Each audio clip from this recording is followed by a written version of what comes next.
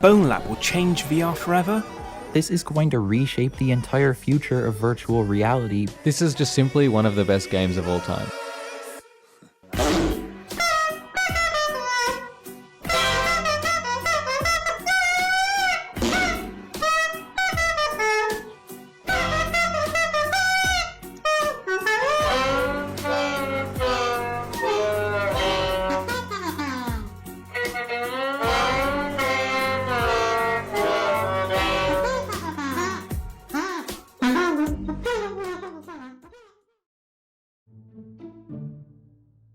Bonelab is overrated. Look, the game itself is pretty good, but the problem I have is that all these people categorizing it as one of the greatest games of all time is just plain wrong. So let me quickly provide some background. If you know about VR, you've probably heard some variations of these statements, like, there's no new VR games, or VR is boring now, where are the good VR games, da ba ba dee da ba da. This is said either by your favorite VR YouTuber who really has played like thousands of hours of VR and every game that's on the stores, or it's often said by those guys who literally just played Beat Saber for 3 hours and have no idea what the heck they're talking about.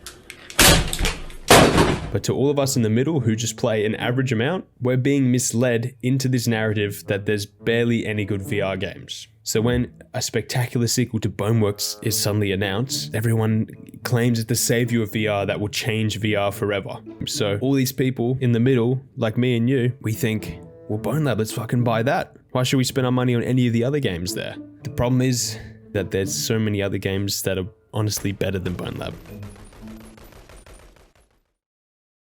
The purpose of this video is to show you that Bonelab is not the greatest VR game of all time. So I'm going to highlight the game's flaws, but I want the ultimate takeaway from this video to be like saying, hey, this game gets so much hype and attention, but there's all these other games that are just as good and important that we should also be praising. So before I go on to take a fat stinky poo-poo on our Bonelab, I just want to give the game some praise where it deserves some praise. So firstly, the encouragement and in-game support for mods by the team is a really great sort of example to set. Another point is getting this game to run on Quest 2 is an amazing accomplishment. It's essentially getting Bonelab to run on your bloody iPhone, right? The soundtrack is the bomb. What's that smell? I also really admire the ambition of the game to make everything physically interactable and create this body avatar system where it all has physical properties. I think that's a really cool idea that hasn't been explored before in that aspect. But unfortunately, everything else has some issues. Firstly, I want to address the physics. The game is trying to be Half-Life 2 of VR, right? It's trying to be the 2004 Source engine. The premise of the game is that everything has a physical property. You can touch objects and they will interact with you in different ways depending on their weight and size, just like in real life.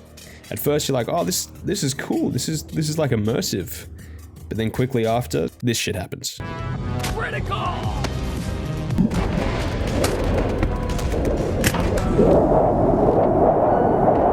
What?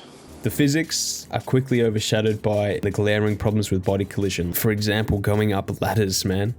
That is the most painful experience I've had in VR. It's just so frustrating, you know? You just want to get up to the top of a thing and my bloody legs get stuck in there. It's like the hardest puzzle in the game is the ladders. Secondly, and more importantly, they need to come up with more creative levels and puzzles that accentuate and complement the physics engine.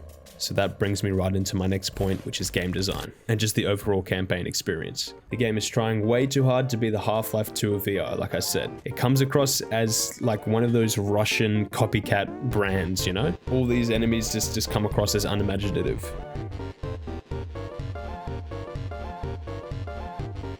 The campaign's level and puzzle design, they're unsatisfying and confusing. For example, here I'm in a section that introduces me to like this game mechanic, and in the very next room, I think that it's supposed to be used in the same way, but instead they just throw all of that away and just do it completely differently. It wasn't necessarily hard, it was just like random. It felt random and unsatisfying, like there was nothing I did to achieve this apart from just kind of walk around until I pressed the right buttons or put the balls in the right spot, you know?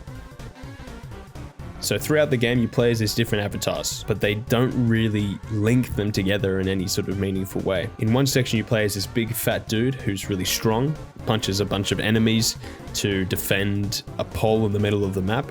And then 20 minutes later, you're this random rat on a moon. Extremely shallow level design on this level. Like, I'm gonna have to call it out. You're on the moon, right? So you jump around in low gravity, and all you gotta do is get from the start of the level and walk over to a checkpoint. There's nothing in between. There's nothing there. There's no enemies, nothing interesting at all. You're literally just walking. It comes across as really, really lazy.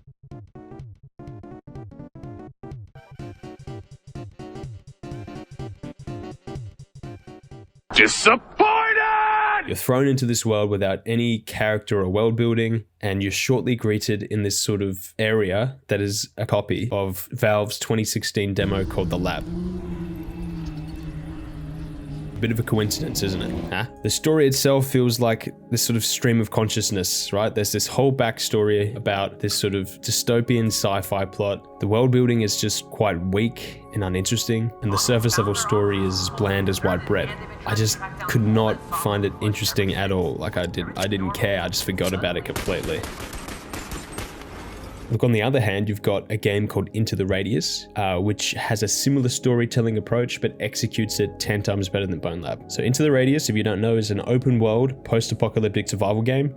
It communicates its main story through dialogue with fragments of a girl who's like stuck in limbo, I guess. The world is also littered with old tape recordings and notes, and you find that organically throughout the open world. And it provides some good exposition and creates a lot of depth. The world is just so much more rich than Bonelab, and every detail seems meticulously thought through. While in Bonelab, it kind of just feels like they chucked a bunch of things together that they thought were cool and didn't really think about it any more than that. In other words, a game like Into the Radius really immersed me into its narrative and story world, while Bonelab just lacked any sort of narrative or story world that is coherent or interesting enough for me to care about and therefore enjoy.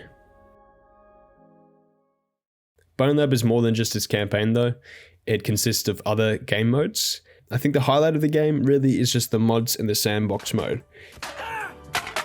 If you like sandbox games like Gmod or Blade and Sorcery, then you'll probably like this game, and I will recommend it. This is more for that audience. The silly thing the devs have done is made it so you have to find these collectibles throughout the bloody map, and that's the only way you can unlock the items to use in sandbox mode. So if you just go into the game for the first time, you don't play the campaign and find these things, there's like nothing in the sandbox mode you can spawn in and play around with. I think it's such a silly decision. You're alienating those people who just want to play sandbox. Now let me talk about the mods. So the mods have kind of been framed as what this game, you know, is. It's the mods. It's changing VR so the community can make all these amazing things and add all this content. But people seem to forget that other VR games have done that before and are doing it really well, better than Bonelab at the moment. Contractors, for example, has added mod support, so now people, even in Quest 2, can play custom maps like the Halo maps, right? Where you're playing in the Halo avatars with the Halo guns. In the Halo game mode, it's like nearly like a 1-to-1 VR equivalent of Halo. There's also the same for COD maps, and you can play that all within the Contractors game. And that's epic, man. Where else do you have that? I don't see the same thing in Bonelab, right? You got the same sort of mods for Blade and Sorcery as well, things you can play around with. And at the moment, I've heard that getting mods on the Quest 2 is really quite a finicky and sort of painful process, and they should definitely clean it up if that's such a highlight of their game.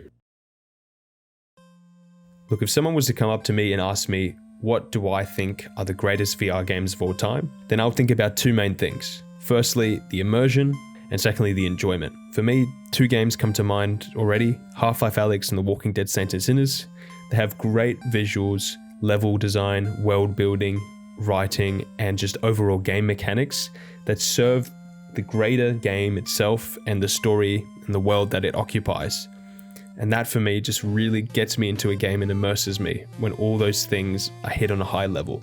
Even other games come to mind, like Beat Saber, 11 Table Tennis, and Gorilla Tag, because they're just so fun and enjoyable. They really take advantage of VR and make a mechanic that you just cannot replicate in any other medium. And they make it so fun and satisfying that you can just really enjoy and be there in the moment. And Bonelab for me just does not achieve that. Nothing in particular really captures me immerses me or allows me to really enjoy the game. The campaign experience is average. There's just so many other more like immersive and enjoyable VR games that are on the market, that they exist, but it seems like no one knows that. It seems like they get neglected. I would recommend Bonelab to people who like that sort of Gmod sandboxy experience, but for the majority of people, Bonelab won't provide that immersive and enjoyable experience that they would want. Never mind, Bonelab is the best game ever. Boobies.